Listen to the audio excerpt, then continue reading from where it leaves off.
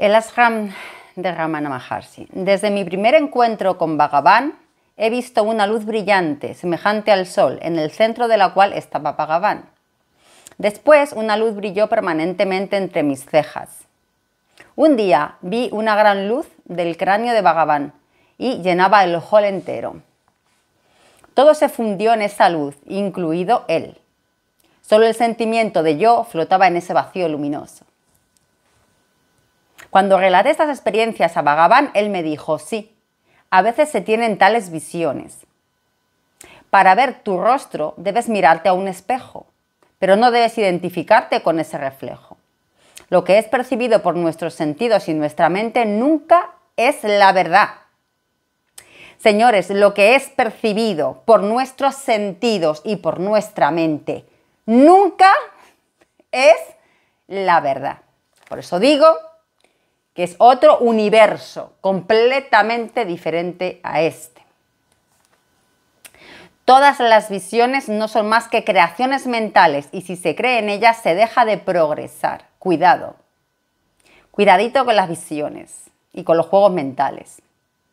Pregúntate a quién aparecen esas visiones. ¿Quién es el testigo de ellas? Desembarázate de todo pensamiento, permanece en la conciencia pura y no salgas de ella. Cuando cocinaba, Bhagavan venía a probar los alimentos y controlaba la cantidad de especias. Un día dijo, los maharajas emplean catadores especialistas y les pagan muy bien. Me pregunto cuánto me van a pagar a mí, decía. Yo soy un mendicante, Bhagavan, dije yo, y todo lo que una mendicante puede ofrecer es su vida. Bhagavan asintió con un signo afectuoso de la cabeza. Uno de nuestros visitantes se preparaba para irse. Estaba delante de Bhagavan con las manos juntas y dijo, me voy lejos de aquí, no sé cuándo volveré, ni siquiera sé si podré volver a ver en esta vida vuestro sagrado rostro. No tengo la suerte de estar entre aquellos que se benefician constantemente de vuestra presencia. ¿Cómo va a poder ayudar a este pobre pecador si vive en un lugar perdido, si no piensa en él? Se lo suplico, hágame un sitio en su mente. Bhagavan respondió, un ñani no tiene mente. ¿Cómo un ser sin mente puede recordar o incluso pensar algo? Este hombre se va a algún lado y yo debo ir hasta allí para ocuparme de él. ¿Puedo acordarme sin cesar de todos sus ruegos? Bien, transmitiré su ruego al Señor del universo. Él se ocupará de usted, ¿vale? Es su trabajo. Cuando el discípulo se fue, Bhagavan se volvió hacia nosotros y dijo, la gente se imagina que viviendo alrededor de un ñani se obtiene de él favores especiales. Si un gurú muestra parcialidad, ¿cómo puede ser un ñani? ¿Acaso es lo bastante estúpido como para dejarse adular por los que lo sirven? ¿Acaso importa también la distancia? El gurú únicamente es satisfecho por aquel que se abandona enteramente, que renuncia para siempre a su ego. Donde él esté, este hombre es tenido en cuenta. No tiene necesidad de rogar, Dios vela por él sin que se lo pida. La rana vive al lado del oloroso loto, pero es la abeja la que recoge la miel. Qué buen ejemplo este, ¿eh? La rana vive al lado del loto, pero es la abeja la que recoge la miel. La rana no se beneficia. Es que nunca hay casualidades. Me he puesto a leer aquí una parte y fijaos que es lo que estaba comentando en el vídeo anterior, ¿no? De que alguna vez el algún ashram ha servido para algo o algo si tú no te haces el trabajo hacia tu interior. Fijaos, es que no hay casualidades. Es muy divertida la malla. Un día, cuando aún era novata en las funciones de cocinera, servía a Bhagavan un poco de patatas que a los demás. Un poco más de patatas que a los demás. Él se dio cuenta y se irritó profundamente. Cuando se le servía, giraba la cabeza. Yo no entendía la razón de su cólera y me preguntaba qué es lo que podía haberle ofendido. Por la noche, las mujeres que trabajaban en la cocina se reunían alrededor de él para despedirse. Normalmente intercambiaban con nosotras algunas palabras, preguntándonos quién nos acompañaba, si teníamos linternas, etc. Esa noche me hizo una señal para que me aproximara. ¿Qué has hecho esta noche? No sé, Swami, ¿he hecho algo mal? Me has servido más abundantemente que a los demás. ¿Y qué importancia tiene? Lo he hecho por amor y por devoción. He tenido vergüenza de comer más que los demás. ¿Has venido aquí para atiborrarme de comida? Siempre debes servirme menos que a los demás. Pero Bhagavan, ¿cómo podría tratarlo yo de esa forma? ¿Es así como esperas obtener la gracia por medio de curry con patatas? Que de verdad que es cachondeo, ¿eh? Qué inocente y qué tonta es la gente. Pero es que el ser humano hace estas cosas. La mente hace estas cosas. Le ponen más, como si a comprarle el despertar por ponerle más curry con patatas. Literalmente como un niño de 2 años. Y es que el ser humano hace estas cosas. Es impresionante, de verdad. Es por amor hacia usted que he cometido ese error. Perdóneme, Bhagavan, respetaré su voluntad. Cuanto más amas a los míos, más me amas a mí, dice él, ¿no? Que es lo mismo que decía Jesús. Todo lo que le haces a este pequeño, me lo haces a mí y todo ese rollo, ¿no? El asunto quedó cerrado. La lección era buena y nunca la olvidé. 2 discípulos de Swami Lilkasanda, marido y mujer, vinieron a ver a Bhagavan. Le dijeron que su gurú les había pedido repetir constantemente el nombre de Rama y ofrecer los frutos a los pies del gurú. Bhagavan se puso a reírse. Si el gurú se apropia de los beneficios, ¿qué le quedará al discípulo? Es como si abandonasen los intereses por guardar el capital. Su gurú toma el nombre, me representa. Los intereses, dijo Muruganar, pero deja la mente que representa el capital. Muruganar era uno de los que estaba siempre con él. 2 mujeres que llegaban de Kumbakoman vinieron a ver a Bhagavan. Una de ellas era la gurú y la otra su discípula. Debían tomar un tren esa misma noche. Por la tarde la discípula llevó a su gurú al hall y le preparó un sitio muy elaborado frente a Bhagavan. Cada 2 minutos la discípula se aproximaba al diván de Bhagavan y murmuraba: ella es totalmente parecida a usted, Swami. Ella está en el mismo estado de conciencia que usted. Os lo ruego, concédanos sus bendiciones. ¿Quiere enseñarnos brevemente la vía de la salvación? Y le preguntaba también qué es el apego, cómo liberarse de la malla, etcétera, etcétera, ¿no? De vez en cuando se acercaba y le decía esto, ¿no? Continuó así durante un cierto tiempo. Bhagavan no respondía. La noche ya se aproximaba. La discípula se sentía herida. Swami, se lo ruego, instrúyanos, díganos algo.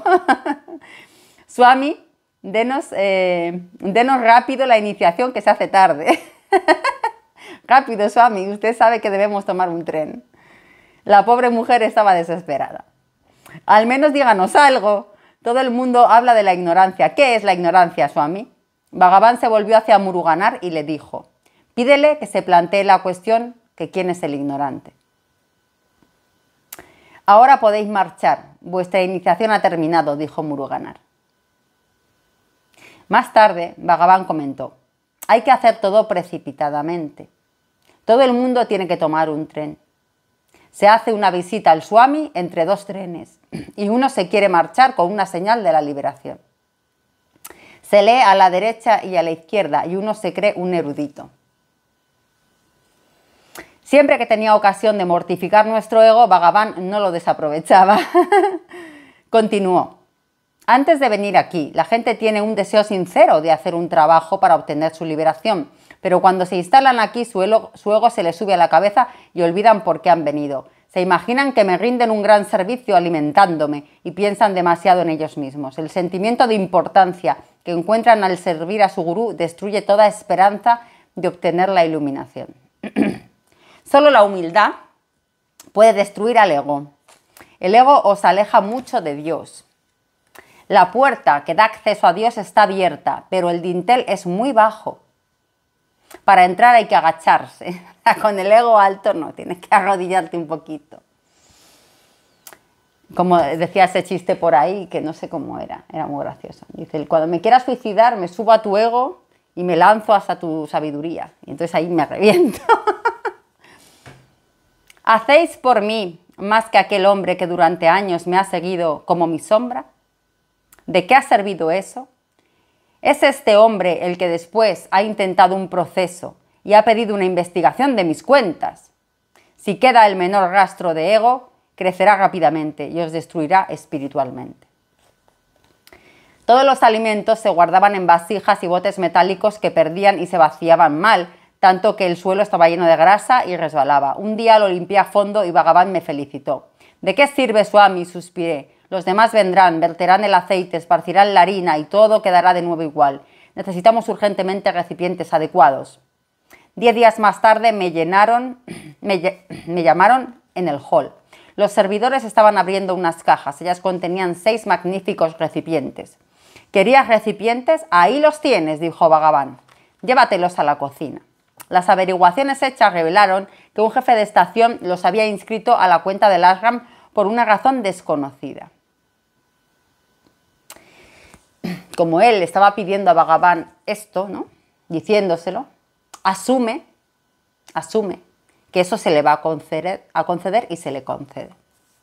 Pero ellos piensan que es él que ha hecho el milagrito, pero no son ellos mismos los que han hecho el milagrito.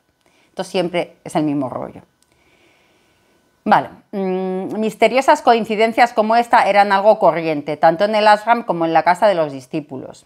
Es difícil creer que él no tuviera nada que ver. Difícil creer, pero es así. Lo que tenía que ver era la fe de ellos. Un día me sucedió que tenía una urgente necesidad de dinero y rogaba silenciosamente a Bhagavan. Ramana, ¿qué puedo hacer para obtener un poco de dinero? 3 días más tarde recibí un cheque de cierto doctor Srinivasa Rao, al que no conocía de nada. Por lo que parece, leyó una biografía de Bhagavan en la que vio el nombre de Samtamna. Entonces se dijo que sería una buena idea enviar a esta última un poco de dinero. Un día, mientras cocinábamos juntos, Bhagavan dejó de repente el cucharón, se inmovilizó y miró fijamente delante de él. Al verlo así, mi mente se inmovilizó. Ante mis ojos, todo desapareció. Al cabo de algunos instantes hizo un movimiento y dijo: el curry está en silencio. Es el momento de añadir las especias. Esto podía referirse también a su poema Askarcha Manalara, en el que se dirigía a Arunachala y de la cual decía: has utilizado un hechizo para subyugarme y me desperté lleno de conocimiento. Raman hacía poemas a Arunachala, que decía que tenía una energía muy especial, ¿no? Debe ser muy desagradable. Cuando la mente, es decir, el curry, está silenciosa, es el momento de añadirle las especias de la sabiduría. Un día en el hall se hablaba de un antiguo discípulo de Bhagavan que se había marchado con Sai Baba. Uy, Sai Baba. Qué equivocación, no dejar a uno para irse con el otro. Bueno, cuando una persona hace el don de su vida aquí mismo, su sitio está aquí. Vaya donde vaya, terminará volviendo. Es la puerta que le permitirá acceder a la liberación. Después de años de servicio en la cocina, era muy mayor para continuar con ese trabajo. Tenía el corazón fatigado, me preguntaba qué iba a hacer. No quería ser alimentada sin trabajar y no tenía medios para vivir en Tirumbamalai. Un pariente próximo, un doctor, me había invitado a vivir en su casa y acabé por aceptar esa invitación. Una noche soñé que me despedía de Bhagavan y caía a sus pies. ¿Por qué deseas marchar?, dijo él. ¿Quién en este mundo podría ocuparse de ti? No tuve en cuenta ese sueño y abandoné el ashram. Llegué a casa del doctor un sábado a mediodía. Aunque parecía tener buena salud, murió súbitamente el domingo a mediodía. Marché a mi casa, a Ramnath. Allí también todo fue mal y me sentía tan infeliz que mi familia me compró un billete de tren para Tirumbamalai. En este mundo es a sus pies donde encuentro mi verdadero lugar y no deseo nada más. Qué bonitos testimonios, ¿no?, de la gente. Voy a leer un rato más, a ver, que son ni 14 minutos. Esta historia sucedió unos 2 años antes de la muerte de Bhagavan. Una mañana estaba en el hall rodeado de discípulos de diferentes países. Era la hora de la comida y todo el mundo tenía hambre. Bhagavan en ese tiempo tenía dolorosos reumatismos en las rodillas. Las tenía hinchadas y debía masajearlas durante un tiempo antes de poder moverse. Al final se levantó, lentamente apoyándose en 2 bastones. Cuando iba a pasar por la puerta se fijó en un campesino que llevaba un recipiente de tierra cocida en bandolera. Se detuvo, lo miró y exclamó: «Vaya, ¿no eres Chinapaya?» «Sí, soy yo, Swami», respondió el aldeano con respeto y devoción. «¿Cómo estás?», preguntó Bhagavan. «¿Has venido a verme? Has hecho bien. ¿Pero qué llevas en el bote? ¿Has traído koulu?» «Sí, Swami, he traído koulu», respondió tímidamente el lechero. Pues bien, voy a probarlo. Bhagavan dejó sus bastones, puso sus manos en copa y se inclinó hacia adelante. El lechero vertió dulcemente las gachas en las palmas de las manos. El rostro del pobre hombre irradiaba felicidad, mientras que Bhagavan bebía esa papilla grisácea como si fuera un verdadero néctar. En el comedor la gente se impacientaba. Alguien salió para averiguar la causa del retraso de Bhagavan. Cuando vio en qué estaba ocupado, exclamó: «Swami, eso no está bien». Todo el mundo le espera y todo por un campesino. Bhagavan se indignó. ¿Qué pensáis todos? ¿Que estoy aquí únicamente por vosotros? ¿Acaso os pertenezco a vosotros? ¿Os ocupáis de mí? ¿Os ocupabais de mí cuando yo estaba en la montaña? En esa época nadie quería saber de mí, excepto los pastores que compraban su koulu conmigo. Compartían, su koulu conmigo, ¿no? Y él le recordó de tantos años atrás y por eso, encantado de la vida, recibió aquello para hacerle feliz a ese hombre. Y entró en el comedor seguido del lechero. En una noche de bella luna clara, algunos discípulos efectuaban la vuelta a Arunachala, cantando los Vedas. De repente vieron en medio del camino un guepardo que los miraba. Paralizados de miedo, dejaron de cantar, incapaces de avanzar, ni siquiera de huir. El guepardo los observó tranquilamente durante un tiempo, después atravesó lentamente el camino y desapareció en la jungla. Los discípulos dieron gracias al cielo, acabaron su circuito y volvieron al ashram. Le contaron su aventura a Bhagavan y éste los escuchó atentamente. Les dijo: no había ninguna razón para tener miedo. Ese guepardo era un ñani, que descendió de la montaña para escucharos cantar los Vedas. Se fue profundamente decepcionado porque dejasteis de cantar. ¿Por qué tenéis que tener miedo? Esto ya venía en otro libro y lo leí, de anécdotas, ¿no? Como vivían ahí entre animales salvajes, pues esto solía ocurrir, ¿no? Y más de una vez. Esto pasaba y él siempre se quejaba, pues, de lo que se han quejado todos los maestros, como Jesús, ¿no? Cuando la famosa tormenta. ¿De qué tenéis miedo? ¿Por qué tenéis que tener miedo? Miradme a mí en vez de la tormenta y tal, lo de siempre, ¿no? Pues aquí lo mismo, ¿no?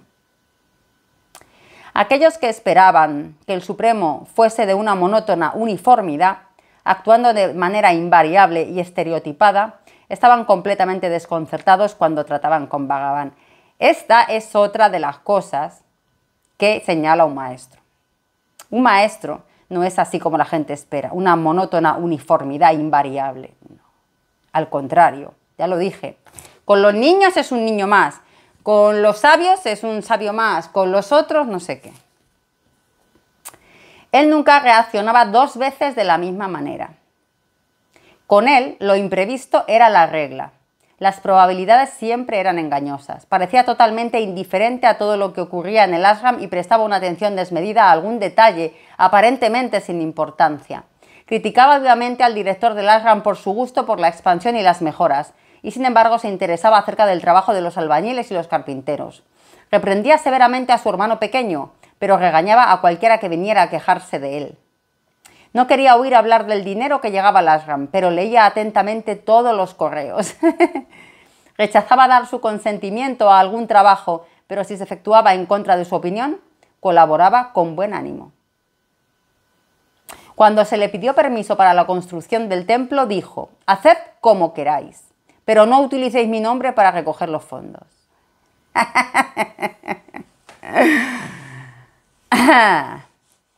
Y sin embargo supervisaba el progreso de los trabajos y se paseaba de noche por medio de los andamios.